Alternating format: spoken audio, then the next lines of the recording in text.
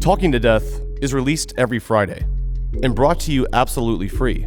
But if you want ad-free listening and exclusive bonuses, subscribe to Tenderfoot Plus at tenderfootplus.com or on Apple Podcasts. Talking to Death is a production of TenderfootTV and iHeart Podcasts. Listener discretion is advised. And we're back. Mike, I like your shirt. Thank you. I almost matched you today. Kind of do. What size shirt is that? It's a large, which is too big. Have you noticed that in the last couple of years, size large and size medium and men's shirts are the most inconsistent things on earth? When did that happen? I've been a medium my whole life, right? Or not my whole life. I guess when I was little, I didn't wear medium, but since you came out of the womb, you were wearing fucking big old mediums. No, now if I get a medium, once I wash it and dry it, it's a small. It's a crop top, which I hear is in now. Men's crop tops show a little tum. It can be. Not my style, but yeah, I'll order a large and a medium, and they'll be from the same brand, different sizes before I wash it or dry it. And I have to hang dry anything that fits ever because it'll never fit again.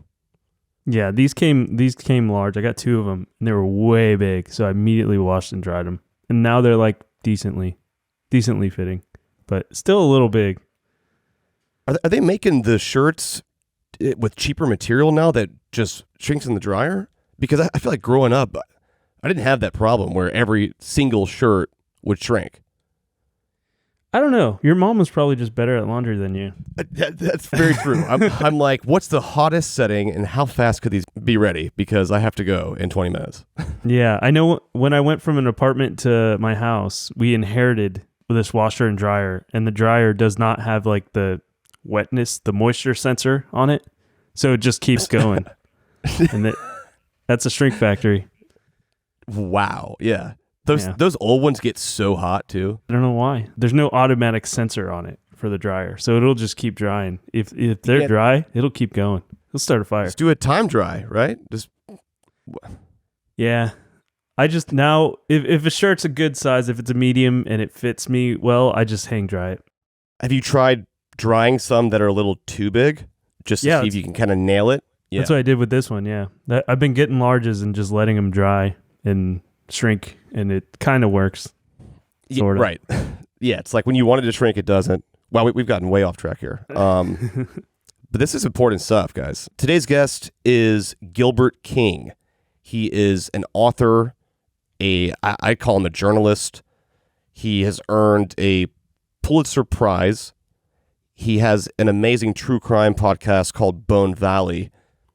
And actually, very recently, I think, was it just yesterday or a couple days ago, the subject of his podcast was in the news. Yeah, I think the articles were 2 days ago. The main person involved in his podcast, he was falsely accused of murdering his wife, and he's been in prison for 35 years, and he gets out on parole in a little over a week. Bone Valley was a great podcast. I mean, that's like the holy grail of why, you make a true crime podcast like that. If you're investigating a cold case and, someone got it wrong decades ago, you're hoping that it gets enough attention to, raise some red flags and some new action to take place. But that's amazing. This guy is a wealth of knowledge. We had a really fun time just chatting about making true crime podcasts. He's a big history buff, knows way more about anything that happened pre-2016 than I do. I think that's where my brain stops.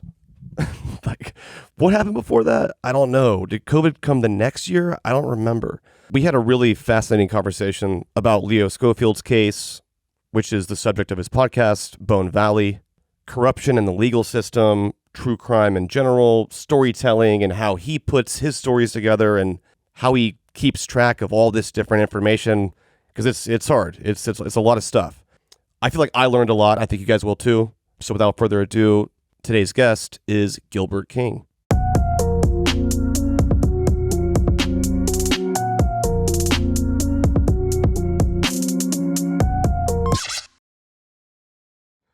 But yeah, thanks again, man. This is super exciting. Oh, my pleasure.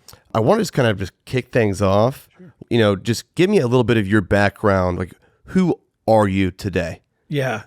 Well, I'm a guy that really didn't had a podcast by accident. I mean, I mostly do write nonfiction books. And so the books I do generally take like 5 years to do. They're historical.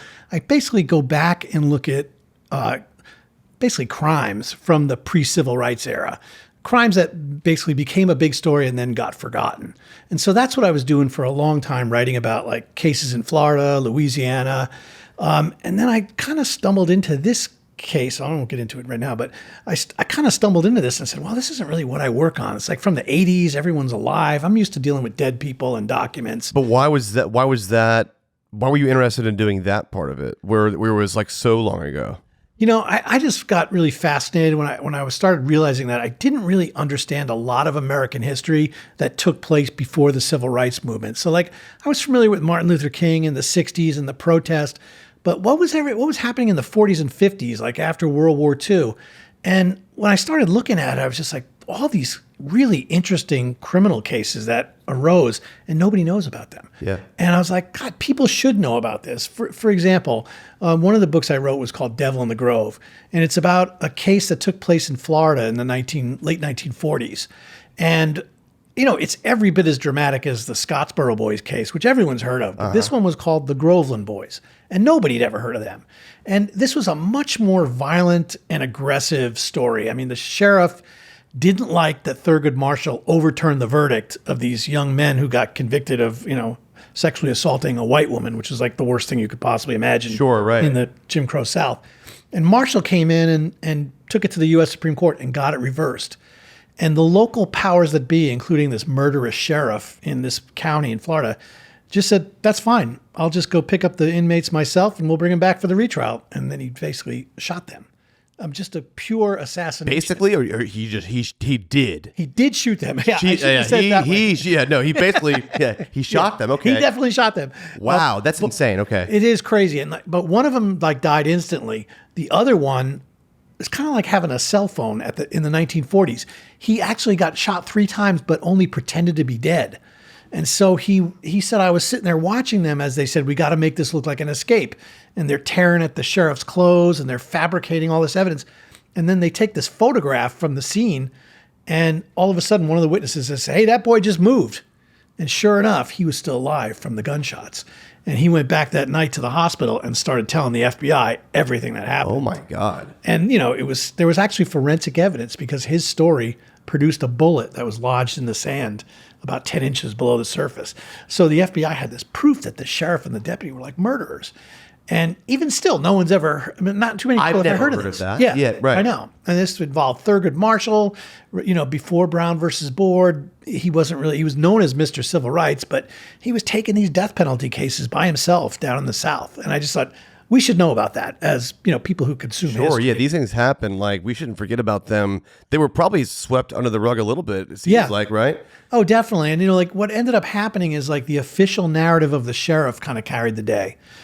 So this is hard to imagine, but back then they just hid all the evidence and just pushed it all away and said, defendant's not allowed to see it. We're still under investigation. And so Thurgood Marshall never really knew that this guy was really, he knew that he was an attempted murder, but he didn't have the proof to do anything about it. Like hid physical evidence and stuff like that? Yeah, there was a bullet that was clearly from a .38 caliber, and the FBI wrote this very powerful memo saying you have to prosecute these guys, and they just blew them off. And it was just like white supremacy in the South. Yeah. There's no, black people weren't even voting really at this point. So they were totally disenfranchised. So you were curious about what America was like before the civil rights movement. Just kind of in a nutshell here, what have you learned? Well, the one thing that it's hard to imagine, but because I was working with some screenwriters at one point, they were trying to develop this, and they're like, well, what about the protests and all? No, there was no protests in the South in the 1940s. That was an illegal, gathering. Mm-hmm. So you couldn't protest these kind of things. The deputies would just come along and just beat you senseless. And that was something they did all the time. So this was before the days of protest. And there was just these cases that were really preserved really well, especially in Florida, where it's really good with records. And I would talk to people from these areas, these towns, and they're like, never heard of that. I didn't know Thurgood Marshall came. And these were old people too. And that's how really the whole narrative just got swept under. And I was finding like all sorts of really strange cases like this that would like, you know, if you saw them today, you go, I cannot believe that's a real case. And you know, no, these things really happened. How are you finding them in the first place? You know, I was just so really embedded in Florida that like people would come up to me all the time, kind of like at book talks I was doing. Okay. At one time I was down in Groveland, Florida, and this old deputy came up to me and he goes, well, you got your book right because I was on that guy's force and he was a killer. But he goes, but there's another case nobody wants to write about because it involves a rich lady. Wow. Like, tell me about it. You're like, tell me more? Yeah. It's like one of those moments. Yeah. And then he started telling me, I'm like, there's no way this is true. He basically stranger than fiction. Yeah. Yeah. He basically said there was a young black man who had raped a white woman in the South, which is like the most provocative thing you could do. Right. The quickest way to get run out of town or lynched. Yeah. And apparently, because they were from a high society and they had some money, they didn't want it known that the wife had been sexually assaulted by a black man. Wow. What a strange, like on the others. Right. Because it didn't happen that often. So what ended up happening is the husband was the mayor of this town. He was a very powerful guy. He got together with the sheriff and the prosecutor and they said, can we just switch the race of the attacker so it doesn't look like my wife was touched by a black man in this way? You're kidding. And they This is switched insane. it. They framed a mentally disabled white teenager. What? Just so that the wife didn't carry the stigma. She'd be a pariah in this community if she was known to be sexually assaulted by a black man. So they just switched the race and framed a mentally disabled kid and sent him away. And like I couldn't believe he was telling me this. And he goes, oh, we framed him. I'll tell you how we did it. I mean, he was actually talking about complicity. And so I was like, oh, all right, this is a story. And I started filing record requests and, you know, everything was checking out. He was telling me the truth. And, but like, those are the kind of really bizarre, like Southern Gothic stories, you know, around a crime narrative that I was finding down there for these kind of stories. Why do you think it's important that we know these stories in 2024? I think one of the things that's really important is that I don't think people really understand how oppressive white supremacy really was before the 1960s. Mm-hmm. There were laws on the book that still like boggle my mind. Like, I'll give you an example. There was a fight or worker fight laws, and they were on the books in the 1950s. And basically, they gave a sheriff in a town legal permission to find like a couple black men gathered on a corner. Uh-huh. And if you had to be working 7 days a week or you had to be enlisted in the military, these were these worker fight laws. These, and if you for black people? Or? Yeah. Well, I mean, they're for white people, but they were only really But they were enforcing it on... Right. Okay, I see, yeah. And so what they end up doing is just grabbing these guys off the street and throwing them in jail saying, you know, it's Sunday, but you weren't working. And it became what's known as the bail bond racket. So these sheriffs would throw these guys in jail and then call up the citrus groves and say, yeah, I got 9 bodies for you. They work for free until they pay off a fine. Wow. And this was going on constantly. And you could imagine like how oppressive that is for a family who all of a sudden their breadwinner is just thrown in jail for 10 days. Unimaginable. Yeah. And this happened all the time. And by law, the sheriff actually got to keep the fines. So he was just providing free labor for the citrus industry in Florida.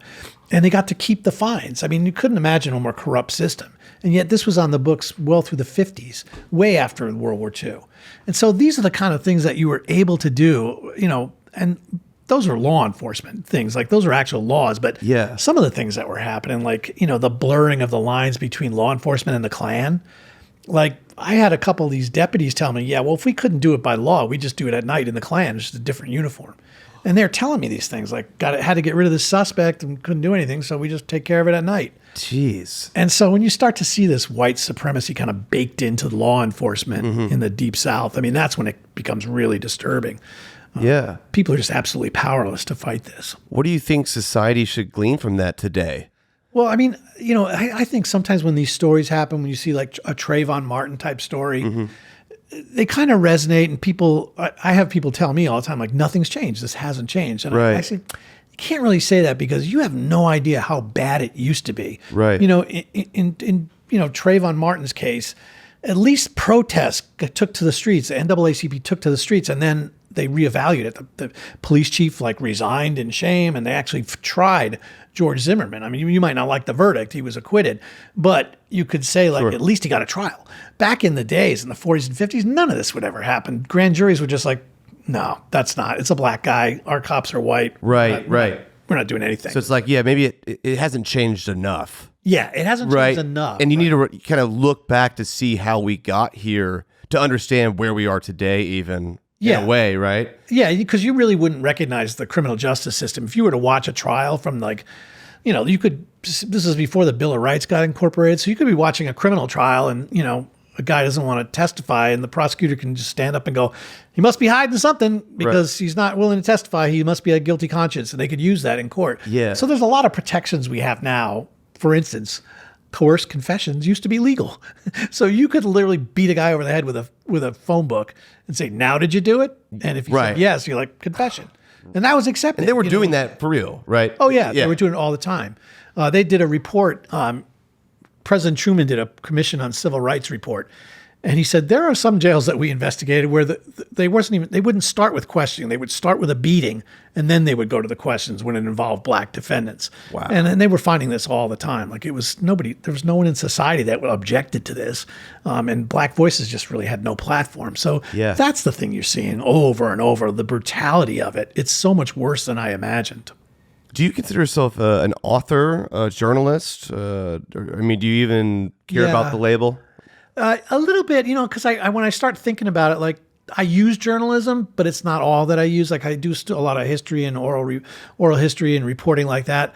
So there's parts of what I do is journalism, but I really do feel like I come from an area of narrative nonfiction books, where it's just a different form of storytelling than typical journalism. And I know this because I have a lot of journalists calling me up saying, "Hey, can you do that?" And I'm like, yeah, I can do that. Usually like, you withheld evidence until later. I'm like, well, that's part of storytelling. Yeah, right. Like, but did you get to the end of the book yet? Yeah, exactly. Keep going. You'll learn more. But I think they think, well, I knew this going in. Like, that's okay. Maybe in journalism that you have to lead with your strongest points, but I don't have to do that in narrative. So like, I can reveal things later on in the story, and it's not tricking anyone. It's just deciding how you really want to tell a story. But also, there's a valid truth to if this crime happens, we only know so much today. Yeah. And people slowly learned things throughout time in the first place. Just because it happened and it's tied in a bow, we know the whole story. It didn't start that way for the people who experienced it either. Right. So I think almost for me, kind of taking you through how this stuff was learned in a way is sometimes that narrative through line in some cases with like, maybe you learn that this happened, this smoking gun was found 2 years later, but they didn't have that in day one, right? Right. Yeah. It's so funny you say that because I listened to your interview with Mark Smerling, which I thought was really amazing. Oh, dude, I love him. Yeah, he's great. He's great. I actually met him once a couple of years ago, and I was just absolutely fascinated by him. But he, you guys were talking about the Jinx moment and those like smoking gun kind of thing. I was like, oh, I just thought of a story that happened when I was researching a book. And, I don't really get smoking gun documents ever. Like, it just doesn't happen that We all feel that way. Yeah, you want them all the time. But I was going through, there was, it was misfiled. It started out as an FBI report, and it ended up in the Florida Department of Law Enforcement, which is like the state FBI, basically. And it took me a long time to get those second files. And I'm going through, I'm like, shit, this is an FBI report. What's it doing in here? Yeah. And it was a smoking gun. Like, you had that moment. Yeah. Oh my God. The whole conspiracy when they decided I was telling you the story earlier about switching the race of the defendant so that the wife didn't carry the stigma of having been assaulted by a black man. These guys were in a car, all of them, powerful people, the prosecutor, really powerful business people, the mayor. And one guy was in there, and he was on the board of what was called the Lake County Mental Retardation Committee. And he that doesn't sound good in 2024, does it? No, it doesn't sound good. But back then, it even looked bad back then. Or probably back then. Yeah. But, they had different ways of phrasing things back then, obviously. And so I was just going through this document, and there was an informant in the car who worked for that committee. And he's like, I find this offensive. I'm gonna like basically be a whistleblower. And he told an FBI agent. And it's all documented in this report. And they said, they decided they had to change the race of the attacker because he couldn't stand the thought of his wife being touched by a black man in this way. Yeah. And it's all right there in the report. And so I was like talking to that family of this husband and wife. The kids were talking to me. Mm-hmm. And, it got to the end and I said, so where are you going with this story? And I had to sort of give him an update. And I said, well, I did find a smoking gun document. Mm-hmm. And they're like, what? Tell me about it. And then they were like, I told him, they said, who was it? And I gave the name of the guy, and I could hear him gasp on the phone. And he's just like, that was our next door neighbor for decades. And like, you know, they must have been having barbecues together, and then you find out the person under your nose, right? Yeah.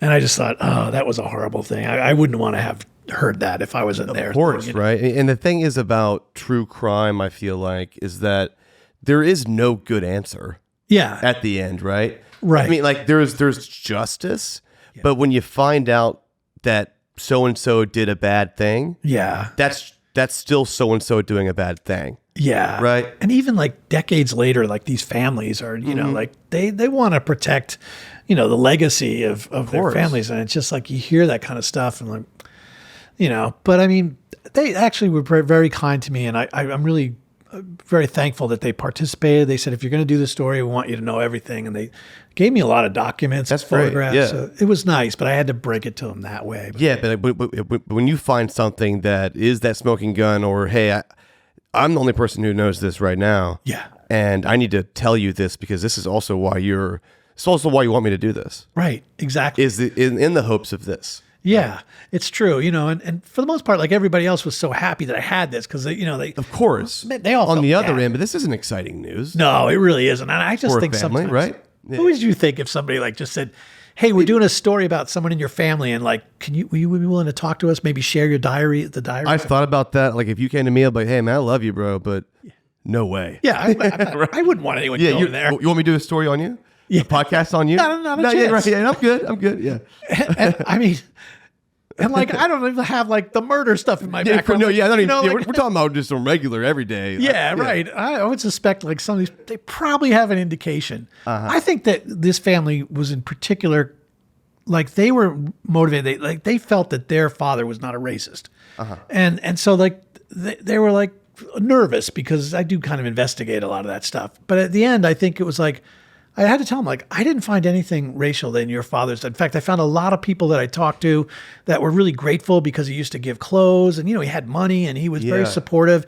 And I've talked to people who said he paid greater than the market rate for us. And so I was able to go back to him and said, I never found one thing where someone said a bad thing about So racial. in a way, that was validated for them. Yeah, I think they felt better about that than the conspiracy to frame, For sure. Yeah, for some reason, I don't know, but at least I was able to say that in truth. They couldn't find anything. As someone who does narrative nonfiction like yourself, for you, why are you interested in these darker stories about murder? Yeah, that's a really good question. I ask myself that a lot. And I'm asking as someone who does that as Yeah, well. So feel free to spit it back. Yeah. I mean, I guess if you think about it, a lot of Shakespeare is about true crime. And it's just a form of storytelling that we all accept in some of the great narratives, going back as far as we can remember. And so I've always been drawn to this, even as a kid. I remember once, I was probably 12 years old, before all your times again, but here we go. Son of Sam, which everyone's heard of that, right? But, I grew up here. And so I remember like the buzz in the morning when Jimmy Breslin has a new column. Son of Sam struck last night. And, there was no internet. So you're just reading these pages and you feel like, this is amazing. Son of Sam is actually writing to the correspondent and he's talking about his next moves and as a kid, I was just like, oh my God, this is unbelievable. Not that I couldn't wait for the next murder, but I was really into the serial version of this. Sure. It was that whole summer and, he was striking frequently and it was always in the newspapers. And even on days when he didn't strike, you'd had like, where are the cops on this? And I just remember just being so blown away that I would run to the store the next morning to see if I could get the newspaper to see if something happened. Yeah. And that was such a powerful part of my childhood and just, ended up really getting into true crime with my mother. We would read a lot of these kind of books and just follow this together. It was a really bonding thing. That's pretty cool. Yeah, it was.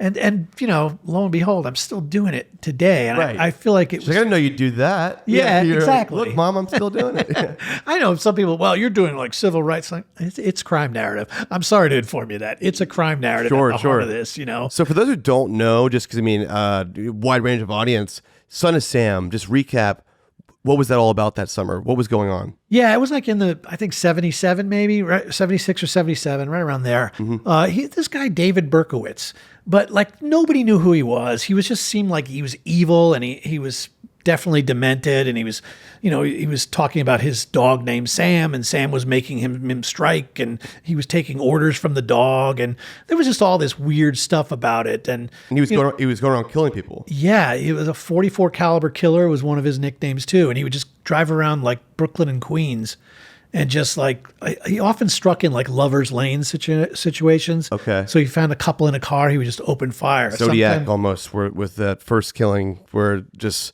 couple in the car and sitting ducks for some psychopath to go kill somebody. Right. And you can imagine the cumulative effect of these was just people were terrified to go out on dates. I mean, it really affected us the whole summer. And it was just, one after another. Sometimes the person would live, sometimes the boyfriend would die, but the girl, but I don't know how many he killed. It was probably 6 or so. But it was just absolutely terrifying to a city. And ultimately, they ended up catching him. Like there was a car that was illegally parked, and they just did a check on it, and it turned out to be his car, and he had some crap in there that was like Son of Sam related, and they got him, and he was just on a technicality, right? Really, just actually backed into it. But he was like this strange guy that like that's the killer. He's like this nerdy guy with glasses, and says his dog is talking to him, and it was a weird thing, but it just absolutely paralyzed the city at the time because people were just terrified to go out. And the fact that it lasted all summer long, you were just gripped by it, like, especially as a kid, like, did he strike last night? Did he, I'm going to run up and get that paper. And, sure enough, Jimmy Breslin is writing about it because Son of Sam is writing him and giving him letters and predicting when he's going to strike again. Yeah. I was overwhelmed by that. I ended up meeting Jimmy Breslin a few years ago, right before he died. And I just said, you don't understand what an impact you made on me as a kid. Like just your What'd you columns. Tell him? Oh, I said, there was nothing more thrilling than not only were you covering this and what it was doing to the city, but, Son of Sam was writing to you. He was targeting you. And I asked him questions. Did you ever feel scared that, he might come at you? And he was, nah, not scared of him at all. He was just of course, typical New York hard-boiled columnist, But, but those things like really, they really form who you are. I feel like I have like certain criminal cases in my background that I've been aware of since I was a really young kid. Yeah, and they've had to have informed your writing. Yeah, and the growth through you getting even better and better at your writing. I would assume just the things that impacted you that drove your curiosity probably even more. I guess. Yeah, I think that's a fair way to put it. I think if I was, like, I would have written a different kind of book than I do now, because now my interests are a little bit greater. So I do like the legal angle a little bit more. I like, thinking about laws and strategy, and then history of civil rights, if I can find those kind of things.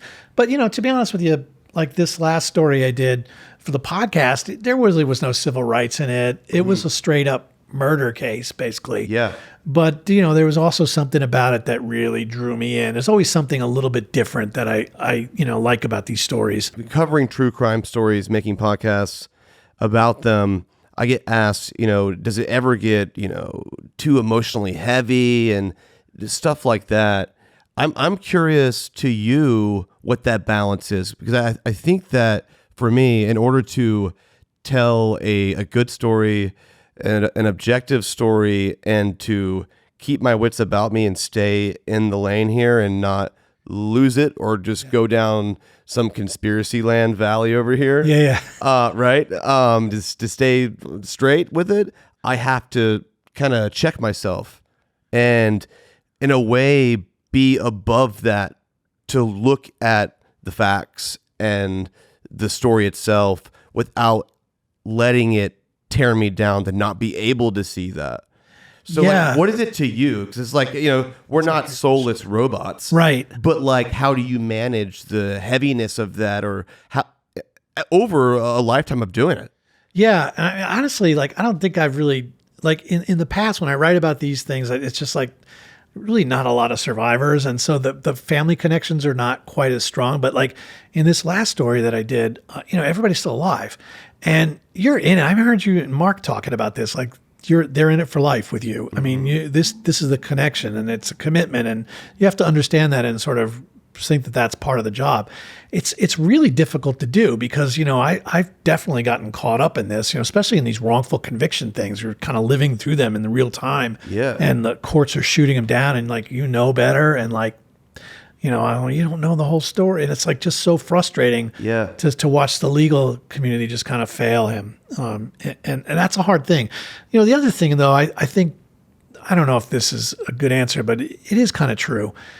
Like if you're going into surgery, the last thing I really want to hear from my surgeon is like, oh, I love people so much. This really means something. I'm like, I just want someone to fix something. It's like, yo, be a robot as a matter of fact. Yeah, exactly. I don't want you getting weepy over me. I want you to be soulless with a steady hand. Yeah. And so there is some of that, like to be able to just sort of step back and say, all right, they might not like what I'm going to say. They came to me with this story, but it's going to be hurtful to them in some way. And like, where do you draw the line? Like, well, this stuff happened and it's important to the story. And you have to understand, like, I have to be a little soulless here, but that's part of the story. You might not like that part, but, and so learning to like keep a little bit of a distance between, the subjects and things. So far, really haven't had a problem managing it. I end up really liking everybody and believing in it. So it's like, it's not a problem, like they're checking in with me. What's the update? When is this show coming out? Like, of course I'm going to tell them all that stuff. There's a lot of camaraderie in it that way. Yeah, sometimes too. I the agree. other side of it, right? I agree. After, especially like when you're all feeling the same way about the case, like, all right, this is a big thing coming up. It's a big hearing. This is do or die for him. This is so important of his life. And he's going to be coming up for parole or going before an evidentiary panel of judges. It's life or death for these people. And for me, it's like, well, yeah, I guess I could move on to another story. But, truthfully, it's like, I'm feeling it too in there. Like you got to know these people. Like, this means years more in prison, and it's wrong. And you know what you know now. Now it's bothering you in a different way. Yeah, and like I think the thing about books is you don't let any of that come in. You just stay in the third person. Mm-hmm. But with when you're talking and it's a podcast, your feelings are out there, and it's different. It's different for me. I was not used to that. Yeah. I had to really trust producers to say, look, this works. This happened, and you're vulnerable and you look kind of stupid here, but it really serves the story, and I trusted them. So how does one like yourself accidentally fall into making a podcast? Well, this is interesting because I had no desire to. I was listening to them. I love listening to them, but it didn't seem like something I could do. Why? I just felt like I didn't know anything about audio and interviewing on audio, which I had to learn that. I don't know if you learned the hard way.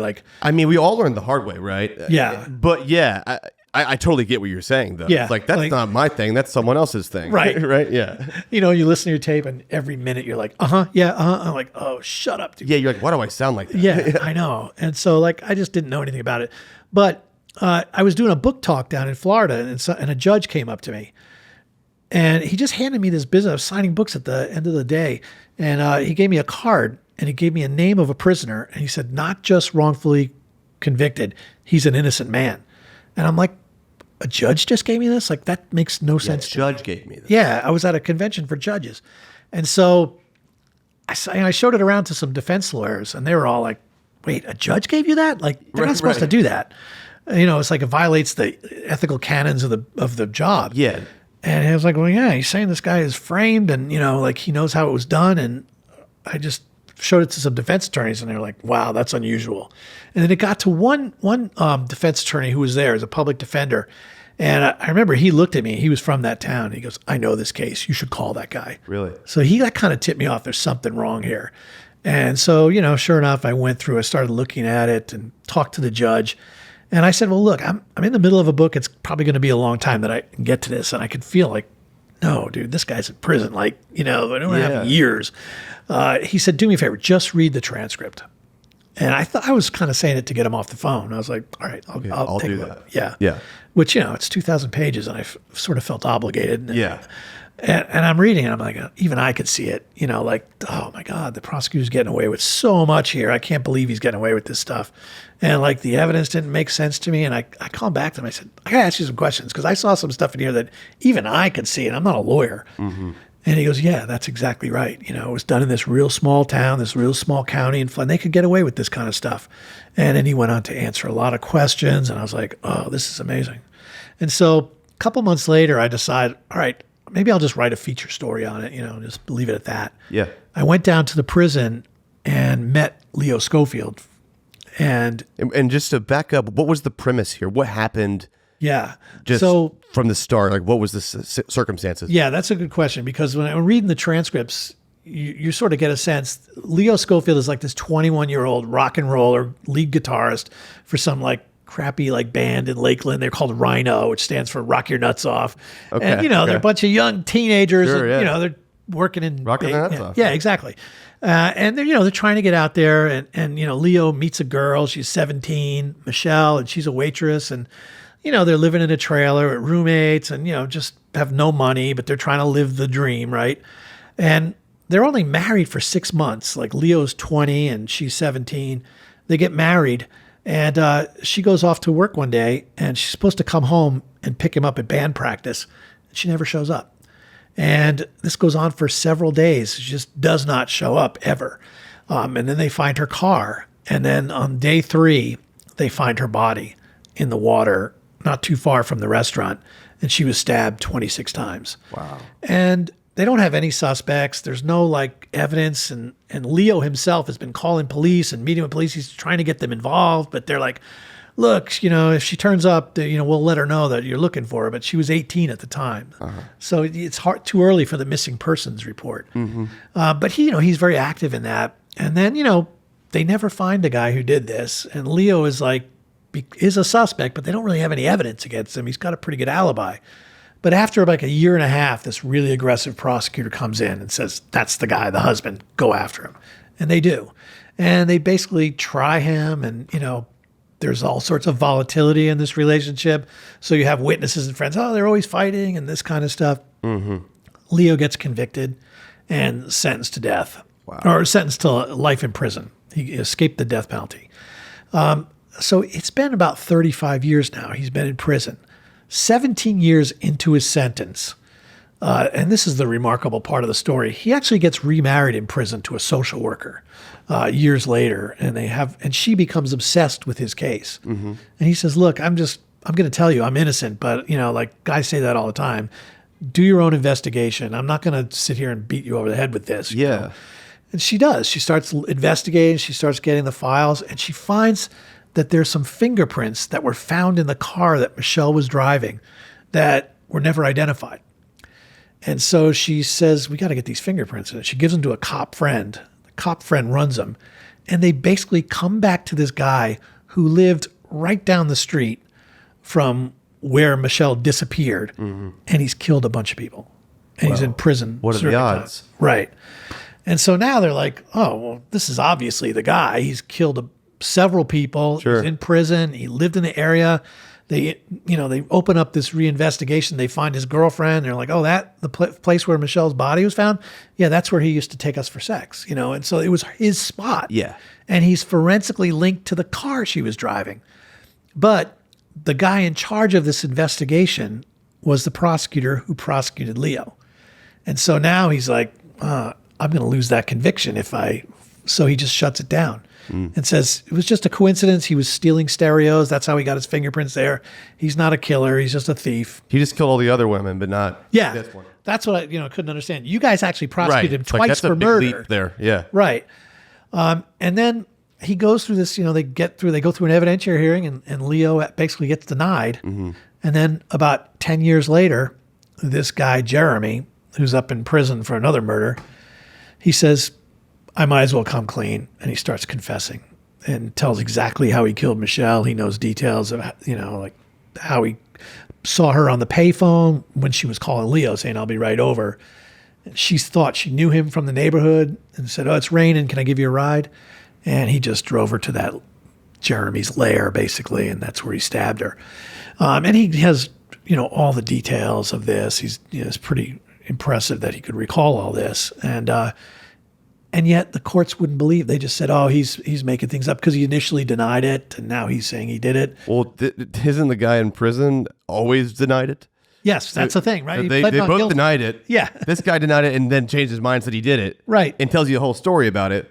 Right. Why would he do that if he didn't do it? Right, exactly. In this case, in this scenario, right? Yeah. And so it's pretty, when you look at like the evidence that ties him, he's not just forensically connected, but you look at the way his life was led. It was just extraordinarily violent. There were always robberies that went bad. He's not like a serial killer who sets out to do these. He's got a really low IQ, had all sorts of damage and foster families. And this was just the kid he was. And he would just get these, always needed money. He would go out and try and rob someone. And if it went bad, he'd kill them. Extraordinarily impulsive. And, while we were investigating, we found another murder that we thought was him. And I'm like, wow, this one's not solved. It's a 35-year-old cold case. And then ultimately we went into the prison to interview this guy, Jeremy. Mm-hmm. And, I remember like, all right, maybe the last question I'm going to ask him is about this taxi cab driver that I think he killed. And he just brought it up in the middle of the interview. He just says, really? Like that taxi cab driver. You were building up to it. Yeah. And so how did it go down? He just told exactly how it happened. And he knew everything. And he said, I used to live in that town. Me and my brother lived in there. And, I just didn't have any money. I hailed a taxi up the road. I drove him a little past the town, shot him. And then I stole the car and crashed the car, all that stuff. He had all the details. And again, he's got like a 75 IQ. So he's not like a mastermind criminal. Yeah. He just was bumbling around and getting away with stuff. Yeah. And that's exactly what happened. And it was just a few weeks after he killed Michelle. He was still in this violent rage and so he just admitted to it. And, later on I stayed in touch with him and, I said, hey, can you tell me anything more about this taxi driver killing? Cause I'm, really curious. He drew me a map of the streets and how it went. Like the car went over here. I hit this car. I bounced off. It hit a power pole. All of it was correct. Did it make sense to you when you saw it? Yeah, all of it. I mean, he was naming witnesses. Because there was a time where he crashed the car. People came running out to see him. And he thought he'd be recognized. So he kind of put his hand over his face and he said, get away. It's going to blow. Oh, my God. So he was to make people run away. Cognizant of that. Yeah, he was. And he said, yeah, this kid I grew up with, John, this Caribbean kid, I saw him there. And sure enough, I looked at the tree. He's in there. So he had everything right. He knew it all. And he said, I ended up just going into a basement of a house and just laying under the blankets knowing that the dogs were going to come for me and the cops were going to get me. And they never came. That's so insane. Yeah. So this guy's like getting away with all these murders. He's like the luckiest guy in this part of Florida. He just never gets caught. It took his fourth murder when he finally got caught. And, he's not a master criminal. He's just violent and leaves the scene. This story lands in your lap and you read these transcripts, 2,000 pages, and you're saying, oh my God, there's something here. And then eventually you make a podcast about this. Yeah. Tell me about that. Well, at this point, like we were like, we put so much into this and we were doing it for so long. And one of the problems was we ran into COVID. And so COVID just kind of shut everything down. We couldn't even travel anymore. How did it impact you as a researcher or storyteller? I just was stuck in the library, basically. I was doing a fellowship at the New York Public Library, and then they shut that down right around March of 2020. Yeah. So there was nothing I was working on. I needed to be in that library. And so I said, well, I guess we're just going to have to start making phone calls and doing interviews on Zoom and stuff like that. Yeah. Because I don't want to stop on this. And so it actually paid off really well because we had like an extra 9 months to work on this. And finally we got to traveling again. So we were able to get down there. We spent a lot of time in Florida just talking to people. Mm-hmm. We did way more than we needed to do because we didn't know what's the right amount of tape to come back with. Also, where does it stop? Yeah. When do I stop, right? Yeah, exactly. And, I think the moment we sort of figured out was like our interview with Jeremy was just like, it so far exceeded all our expectations. Right, like that's the holy grail of your story in a way, do you think? It really was, because like all the time Leo is just talking about who is this, who did this? It's not me, obviously. It's got to be some monster. And then you realize who it is Jeremy. He's not like a monster. He's just kind of this pathetic individual. He's not planning these things out. He's living day to day on the streets. And, it wasn't the monster that Leo was expecting. And so that was really interesting. And part of the story I think that's really powerful is Leo himself, the guy who's wrongfully convicted. Nobody cares about Jeremy in this whole story. And it turns out Leo's like the only one who has any empathy for him because he says, if this guy didn't come forward and say this, nobody would know the real story. He goes, I'm saying I'm innocent, but who's going to believe me? I'm in prison the rest of my life. But now you have this guy who can tell details about how he killed my wife, and they're legitimate. Leo just feels like, thank God he did that, because otherwise I would not have any chance. And Leo's likely going to be paroled in a couple months.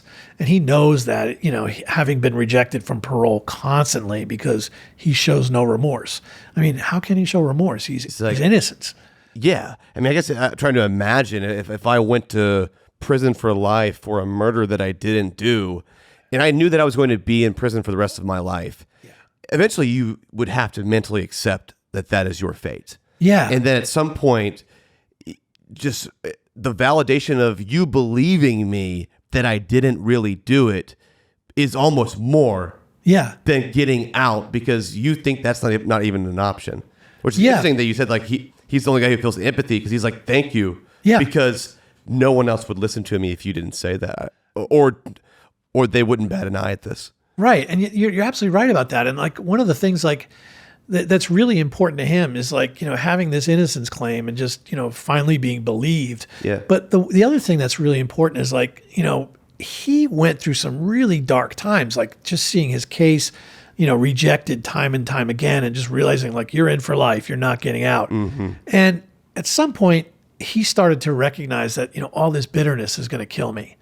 And he's a very spiritual guy. And I've met some of these guys who've been exonerated after spending decades, and like they are like Gandhi level. I don't know how they do it. Like, because I would think that something like that would destroy me. Just knowing that the courts don't believe me. There's nothing I can do. I just keep, and I didn't break do you, this. Right? Yeah. Right. I feel like it'd break me too. Yeah. Yeah. And his thing is like, he's a very spiritual guy. He says, the only thing that can really save me is if I just lose all this bitterness, and I have to learn to forgive that guy for killing my wife, because that I can't carry that to the grave. No. And so he's the guy that sort of does it himself to say, I forgive him. And, I want him to know that I don't carry this. We're not going to be friends, but I'm not going to carry this with me. Like it'll destroy me. Was that bizarre to you to hear him say that? Oh yeah. He's constantly surprising you with stuff like that. Things that he would say that I was like, really? Like he said, like, the worst part is not being denied parole. It's hearing the prosecutor get up there and repeat those lies about him being a monster and a killer himself. Yeah. And he says, and all the people I care about are in there listening. And for them to have to hear that from a official from the state is just so triggering to him. Mm-hmm. And I was like, I would never think that, like, I think that's the guy who's supposed to send me to jail, but he's saying it's not true. And those words just really burn him, to hear them officially said in court. Yeah. I would never expect someone that. Lying about you, about someone you cared about, and you're ruining other people's lives with your lies. Yeah, that would be the most hurtful part. I feel like it really. You don't consider that when you go into a case like this. No, I bet, right? Ever. I never would have thought about that. And he was like apologizing for me to have to hear that. I'm like, I totally expected that. This is I'm learning from you right now. Yeah, right? I mean, it really is. And you do end up learning a lot from these guys, because they look at their cases in ways that, they know it better than anybody. I mean, that was the one thing we found. Like, he knows his case like inside out. It's really disturbing, because he'll point to things like, look at this. I don't know why that person lied, but that never happened that way. And I was like, it's not even a big thing, but to him it means something, because it's a lie in court and it's about him. Yeah, it's his everything. It's right. His existence. It's just so triggering. And I just never would have expected that. I figured this guy's hardened and hurt it all, but like, he's still triggered by the most basic things. Like, somebody said something hurtful about me in public, I mean, you get very, very deep into this case, and eventually you make a podcast. Yeah. And as a creator, as a writer, author, what was that jump like for you from going to, writing pages in a book that you, like you said earlier, spent 5 years on, which is also impressive, and a different probably timeline than most podcasts out.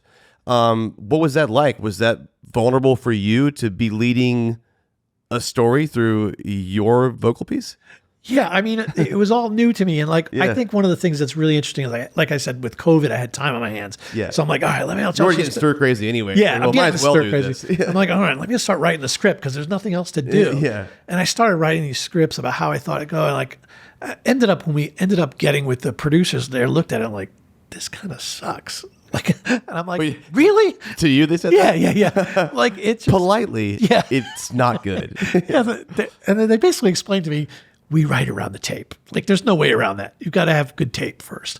And I was like, I didn't know that. I just felt like the tape was accompanying the stuff that I was writing. That's interesting. But yeah, that's how I work it too. But I think I may have just accidentally learned that through my own experience. But Mark would tell you that too. Yeah. It's like he piggybacks off of the tape. Right. Like I want to build a podcast story that if you were to play it and take me out of it entirely, you kind of know what happened. Right. So what I'm saying is only adding to it or expanding it or giving it more context or direction. But they're telling the story in a way, which is got to be 180 different from what you came from. Totally true. But, I felt like, here's the thing that saved me, and you probably could agree with this. I feel like I was around these really young, talented people who knew how to tell stories with audio, and I didn't know that. And so they kind of just put me through the education process and like showed it to me. And they said, look at this and see how this sounds. We're getting the same points across, but we're using tape instead of your boring writing. No offense. Took your boring ass out. I mean, put this stuff in there. Yeah. And so like, I just said, look, I'm not in this for my feelings. I don't care. I just want this to be good. Good, man. Yeah, that's all. I mean, and I really didn't have an ego about it. And it's just like trusting these young people. I feel like every time I thought here's an example. Okay. So we go into the evidence room and we're going to look at the autopsy photos. And I'm there with a young researcher who was like 22 years old. This is like her first job, Kelsey. And I didn't really prepare her for that. Like I've seen a million, but she hasn't. And so we're in there and all of a sudden the autopsy photos come out and they're pretty awful. I'm sure they are. Yeah. Woman's been stabbed 26 times and you're seeing all this. And so, because we didn't really know what we were doing, we were recording everything, even just walking to the car. We just keep the thing on. Which recording. is smart, I think. Yeah, I think so. Now I know. And we get back to the car, we're going to debrief, and she just starts crying. And it just hit her, all that stuff. She's, kind of the same age as the victim. And it's never seen that. Yeah. And, I'm just like, take your time. It's all right. And we get back and the producers heard that. And I said, this is great. This is really powerful. And I was like, no, I think it's really manipulative. It's like, we're going to be manipulating the audience. And I don't want to show her crying. Why do you feel like that was manipulative to use that tape? For me, it just felt like I was Exploitative telling or the audience something? how to feel because here, she's crying. Like, You're see, hear this. you should feel this way too. Yeah, and I just didn't know, and my instincts just said, no, don't do that. Okay. And they said, this really works. Instead of you writing the poignant thing about, the feelings about Michelle being dead and going back in time, like Kelsey crying said it all right there. Doesn't it, in a way, that scene encapsulates like kind of what you would probably want to say in a way. Yeah, and we didn't need the words, like it just, and I just trusted them on that, and they were absolutely right because everybody said the same thing. But my instincts initially were like from the journalism side, like, no, don't manipulate them. I'm not going to do tricks like that. And they're like, it's not a trick. This really happened, and we're acknowledging it, and I totally believe it now, but I didn't see it at the time. That makes complete sense. Yeah, and it's one of those things where I think sometimes when you were there in the car with her. Yeah, right? yeah. It's different when you were there in the tape, and I'll even find myself if I go on any podcast like Up and Vanish or Atlanta Monster that I've done, and maybe I recorded some tape 2 months ago, and I'm just now listening to it again. I remember and see and hear things differently. In that moment, almost as an objective viewer, listener.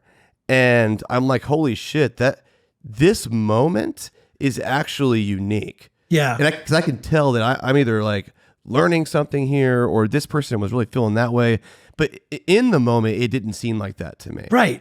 That happened all the time. Like, all the time, right? I don't even, but thank God I have people that know what they're doing and they can say, no, this way works. And you listen and go, oh, you're right. I do like that. It's kind of a checks and balances thing a little bit too, where it's like, you need I need it too. If I'm neck deep in a story, someone tell me if I'm losing it over here. Like, is this sounding okay? Right? Like, right, Mike? It's like, you need to like be checked a little bit. Yeah, totally. And you have to trust that too. Because you also got to trust that, which is also scary. Yeah. Cause I've done this, like just go down these rabbit holes. I think it's the most fascinating thing in the world. This connection. It's like, sometimes like in my books, they're like 4 pages and the editor go, you don't need this. And I'm like, that was 3 months of my life. Yeah, you're know, like, I worked so hard on that. Yeah. And they're like, it's just not helping. And I'm like, sort of like, all right, I trust this person. They will tell me. But, again, I'm like, I could have done a whole hour on that stuff. You know, if we're doing a podcast, like, this is absolutely fascinating. And nobody else believes me. Right. It's like, all right, you did a great job, but it's not important. You know the phrase, killing your darlings? Yeah. That's like one of the things that I had to learn early on. And I think for honestly, creators of anything, I think, but especially stories like this, whether it's podcast form or book form, you know, it can't be everything all the time. Yeah. Something's got to go. Something has to be the focus. You might be personally in love with this little aspect of it, but you got to kill your darlings. Something's got to go. Yeah, it's really impossible. And it still hurts every time. But like you get, stronger with it. But I always hate having to let something go that I thought was going to be this that isn't anymore. Also, I put work and time into that. Oh, yeah. I had a whole headspace where I was going to go over here, but now we're not. Yeah, and I'm not really comfortable. Like I spent there was one detective in Florida that I interviewed like 6 or 7 times. Oh wow! I went out fishing with him and was keep it recording, and it was great. And he was like this salty, New York detective who's working down there. He's always smoking, and That's awesome. He's a great character. And it's almost like we had so much of him that we couldn't just use him in parts, so we ended up having to take him out completely. Wow, it's like the opposite. Yeah. It's amazing how that works. Yeah. And I'm like, I can't believe we lost this guy. He was like one of our best guys, but I totally understood. Like he opened up too many other doors that we'd have to resolve if we went with it. Yeah. So, did you ever use them at all? No. Not even like a moment? Not even a minute. Yeah. I mean, it's strange. I've thought about doing like bonus episodes with him. Yeah, and maybe there's a way to do that probably. I think there's probably something because his stuff was really great and he was really essential to the case. He was the cold case detective who first went to see Jeremy and confronted him on this. And he had all these thoughts. But everywhere it led to something that we had to do more. And it's just like, it was like. Yeah, and it was sometimes, I mean, it's funny that you say that because recently in the next season of Up and Vanish, there's an interview that we did about a month ago with this guy who he sounds really good. He's very convicted and he's enthusiastic and he's just has so many good things to say, but also all these different tangents that are very hard to navigate into trying to fit that into some larger narrative was just becoming an impossibility or maybe just a fruitless mission to go on. And so we kind of consciously, actually you and I decided, you know what, like this, let's just go ahead and just determine that this isn't going to be like what we would want it to be, but instead we sort of used like in the beginning of episode 1 an interaction with this person that kind of jump starts all these other things because it did sound so good and it was so authentic. He'll just be able to help us get here. Yeah, he doesn't have to come back though. But I'd like him to. But like in our story, that's not how it's going to work because it can't. Right. But I wanted to find a way to fit him in there. Right. It's kind of what I was. That's one of your darlings. I can tell. I'm like, does this work now? Yeah. Yeah. That's pretty funny. Mm-hmm. Yeah. So I totally get it. What you're saying. Yeah, and there's just like a lot of things like you end up doing a lot of research on something that you think is going to be important and. It's like 1 or 2 lines. I got to get better at that. That's too much insane. of my time. And I thought that you spend probably a lot of time deciding what to focus on. Yeah, which is a strange thought. Yeah, it really is. One of the things I really wanted to do with this podcast, there was no way to do it. I had to learn this, but I wanted to do like a parallel narrative. Like I don't know if there's a book called. It's by Eric Larson, Devil in the White City. Okay, and I know that title. Yeah, it takes place in Chicago in the 1890s during the World Fair, and you have the architect who's trying to build this thing. Yeah. And it's this spectacular temporary city that they've built in Chicago. And at the same time, you have this serial killer who's in Chicago, and all the young women who are coming to get work at the World's Fair, he's killing them. And it's just like you go bouncing back and forth between the architect and the killer. And I thought this would be really cool to do this with Leo, the wrongfully convicted guy, and Jeremy, the actual killer. But there was just no way to do it because the way he's introduced comes in halfway through the story. Yeah, it's like, it wouldn't necessarily work that way. But yeah, I do like those parallel narratives though. And obviously that's on your checklist of I mean, so you did a podcast also. Yeah. I listened to it. I enjoyed the hell out of it. Oh, thank it's you. very successful too. I mean, it's also for your first podcast. That's Yeah. like you got people who've made a dozen and they've never come close to what you did. And I think that it really shows. And I've had peers of mine that I respect say, "Go listen to this." Wow. And I'm like, okay, fine, because I rarely listen to podcasts anymore because I just don't have the headspace for it. But I'm like, all right. If you're saying that, I will. Yeah. Right. I know But the feeling. you did a great job. Would you do it again? Do you want Yeah, to? I really love this. I mean, I loved everything about it. I especially like for someone who's like used to just going off for myself for 5 years and just working by myself. It's not good. I really, you can lose yourself a little bit in that, but Yeah, it feels it's, nice to have some teammates every now and then. I Right? really do. And it's like, they're just young people who really care about this stuff. I can learn as much from them as they can learn from me. Absolutely. So I just really love that the collaboration and working with a team, and especially Kelsey, who's like, she started out as my researcher, and then we were trying to do this, and it's like, well, Kelsey, looks like you're going to have to learn audio equipment, and she like taught herself all that, and then we come back to New York, and she's like, turns out to be a really good editor. And I was like, oh, gee, I just got you on as a researcher, but you know all these other things. Keep building here, right? Yeah. And then she becomes on, like, she's on tape now, like basically the co-host with me, and like, So cool. Like, it's so great to see that arc. And it's just together we just have a really good way of working together. Like her strengths sort of complement mine, and vice versa. So we can sort of go off in our own little direction a little bit. It's really nice. How do you feel about the genre of true crime today? Because there's clearly been a major surge in the past 6-7 years. To me, like the landmark moment was Serial. Yeah. The Jinx, this Making a Murderer, these big splashy zeitgeist moments that I guess in a way maybe grabbed even more people's attention into true crime stories, and it's just snowballed since then. You've been doing this stuff for a long time. Yeah. How do you feel about true crime as a genre and the stuff people are putting out, good, bad, ugly, just in general? Yeah, I mean, I still love it. I mean, I really do.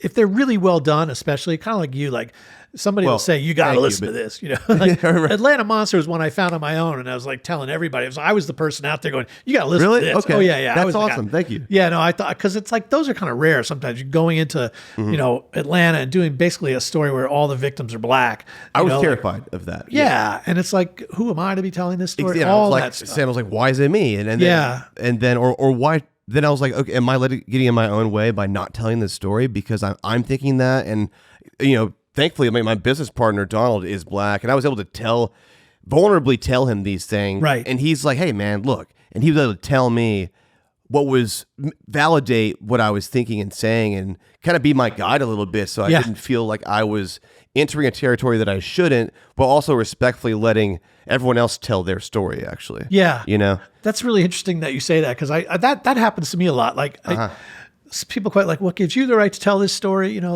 like, all the black people I deal with, like, they're the ones that are helping me. They're like, do this. You got to do this. They'd be like, shut the fuck up. It's really do it. Yeah. Like, I never get any resistance from black people. They're like, go ahead. We'll tell you what you need glad to know. someone's doing it. Yeah. Not another white story. It's like, right. Yeah. But then there's like the other side of it where it's, like, I find it like sometimes in academia, you'll get questioned about that. Like, are you appropriating these voices? I'm like, my answer to that, like, is like, I'm actually, for the most part in my books, I'm investigating white supremacy. That's what I'm doing. And I'm finding all the documentation. You don't have to appropriate that very much. Yeah. That's just, right. You know what that is. Yeah. And so it's like, the problem is you can't write about criminal justice in America without talking about race.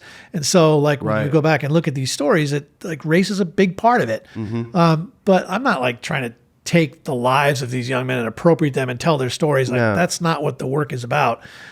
So once I sort of explain that, or once people like read it, they go, oh, I get it now. I get what you're doing. And I think with that, with true crime too, like, there's cases out there that just, when I hear about them and I hear the way they're executed, they just blow me away. Wow. And most of those for my part are like wrongfully convicted stories, stories about wrongful convictions, because there's some real urgency in it about someone who's still in prison. This guy is on death row here, right? If they didn't do it, now is when we do something about it. Right. That's some real urgency right there. Yeah. And so it feels like, those kind of stories, like I just feel like when you can feel that urgency and you know how important this is to everybody, it gives you a little more gravitas and a little bit more passion, I think, to like try to do something. But I definitely struggle with it. Like the journalistic side of it, like, should I be that close? And I realize I have to be, because I've done all my investigation. I know the truth now. I mean, as far as I can know, I believe this, and like, I'm not going to just like stand back and not be involved anymore. That would be the wrong thing to do. It's like, being close is almost just part of the deal. And then it's up for you to figure out how close is too close, really, for the protection of others. Yeah. Even more than yourself sometimes. Knowing too much or saying too much too soon, being considerate of what this might look and sound like to everyone else around who is a bigger part of this real story, real life than you are. Right. Yeah. And, I also look back, like, you look at the history of journalism, and like Ida Tarbell 100 years ago, she did the stories that really brought down Standard Oil. Said this is an illegal monopoly, and went after John D. Rockefeller for, destroying. And she did an amazing job. She wrote this multi-series thing that just really, it broke up Standard Oil. That's awesome. Because of the public. And like, you think, well, was she biased? Yeah, she really was. Her father was one of the victims. She had a mission and she did it. Yeah, but also it was just facts. Yeah, it was. She was telling it factually, but like, she got involved because Rockefeller ruined her father's business. Yeah. And she was like, this is wrong. And she knew it, and she went out and investigated it. But like, she's biased. And like, I know that, like, Ida B. Wells, when she was investigating lynchings, she thought lynchings were wrong. She took a side on that, Right. I feel like it's okay to take a side in journalism. And, Exactly. Yeah. And I think that with journalism, those lines more than ever, I think, have been blurred. And I mean, there's places that you can go to get maybe the most objective, or there's people who strive to be that. But I mean, shit, if you're talking about the media and stuff, it's like, what do you mean? It's like, where did you hear that story? Because everyone's telling you kind of what they want to tell you, for being real, right? Yeah, yeah. And then you're just up against a lot of that. But like, the thing is, like, when you start working on these things for years, and you start figuring it out, and you feel like you know as much as anybody, and you're like, obviously this is where the story lies. Yeah. I'm not going to risk my career by going, putting my self out there for somebody I think did it. Yeah. And so like, I sometimes those arguments just kind of wash off me. I don't really. You have to like just let them roll over. It's like, it's like, clearly, I mean, I'm not making this up, because that would be very dumb of me. Right. And I'm clearly convicted. I believe this. And that's another thing that I often think about, like, like the difference between a writer or podcaster or anybody who's doing these kind of stories. If you make a mistake and you, like, let's just say, like, you're writing a story about some case and you come across a document and go, oh, this makes them look really guilty. I'm going to hide this and not let anyone see this because this really ruins my story. Like, your books will be pulled from the shelves. You'll probably get called out on this. Right. And I look at this when prosecutors are doing that, and nothing ever happens to them. Like, they don't have the kind of accountability. My name would be destroyed if I did something like that. But these guys went, well, on to the next case, because there's just no accountability for that kind of stuff. And that's what I was seeing, like, in a lot of these investigations. Like, these prosecutors did this. The worst thing that ever happens to them is they get their name mentioned in a higher court's brief. In the opinion, they'll say the prosecutor erred in withholding evidence that would have benefited the defendant. Like, that's the worst thing that can happen to you, is like getting named in an opinion. You don't lose your job for that. Like, you ruin somebody's life. Yeah. And so, like, sometimes this whole argument, like, about, like, well, we don't try our cases in public opinion. We do it in the court where there's gravitas. I'm like, that's where things are happening that are really shitty, or happening in those courts. That's one of those broken things that we are still working on. Right. Right. Yeah. And, like, I feel like I have accountability. If I started withholding documents and someone found them, sure, like, my reputation is trashed. Exactly. Which is probably as it should be. But why isn't the prosecutor, who actually did real harm by sending innocent man to prison, why does he just get to go on to the next case? That doesn't make any sense to me. There's also the level of, like, if you're the prosecutor who's trying to put this person behind bars, the first thing you waive to the jury is that thing.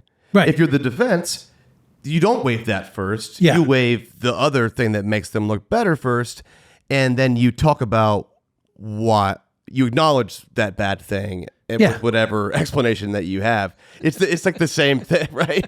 It's very strange. But yeah. It is. And you see that constantly in the courts, like, prosecutors and just like things that are happening, they just kind of snowball. And it's almost like the judges are from that. And a lot of them are from the same prosecutor's office. Yeah. So they kind of know that language and they're like, okay, we'll just let that slide. We know, let's not name him publicly. That's the thing they do. It's got to get really bad if they name you. Instead of saying the prosecutor, they say John Smith, Yeah, you're but right. usually like, the withholding evidence, Brady violations, they're just the prosecutor erred in doing this, or the policeman misspoke.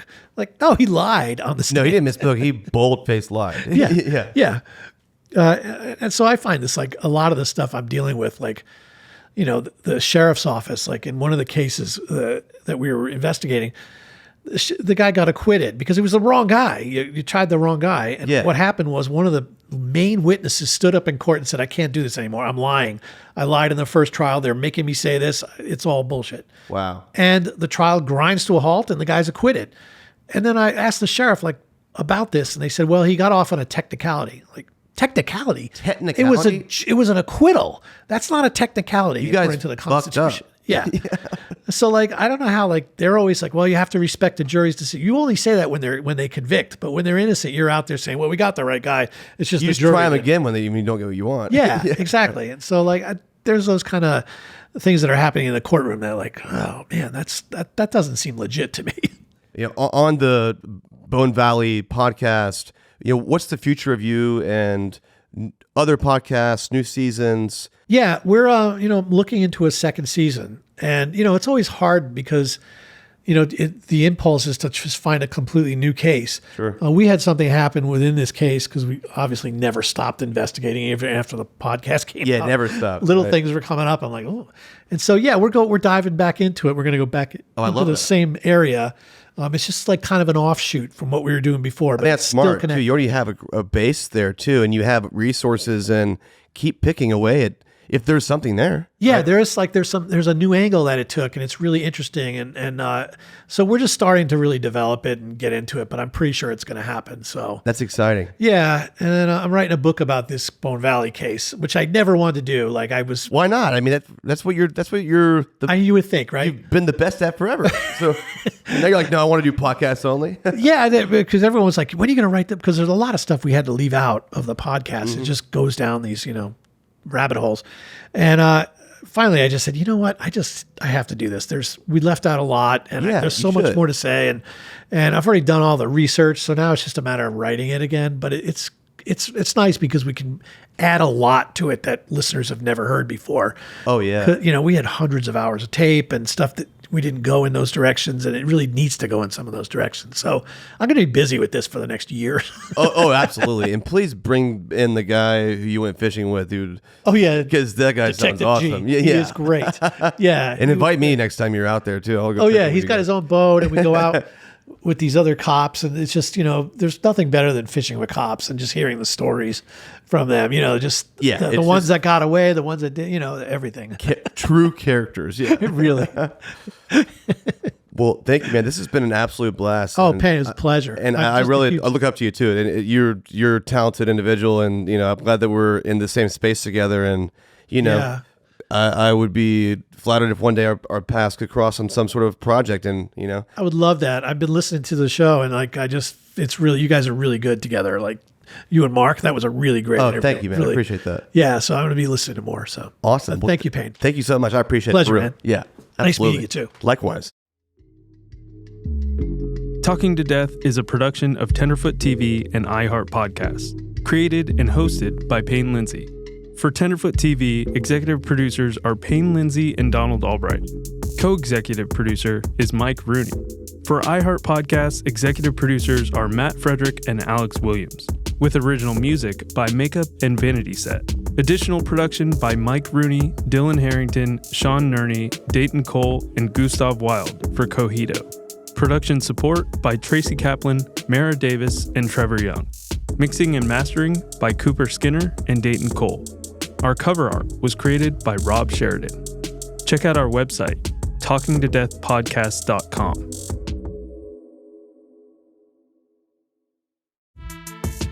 Thanks for listening to this episode of Talking to Death. This series is released weekly, absolutely free. But if you want ad-free listening and exclusive bonuses, You can subscribe to Tenderfoot Plus on Apple Podcasts or go to tenderfootplus.com.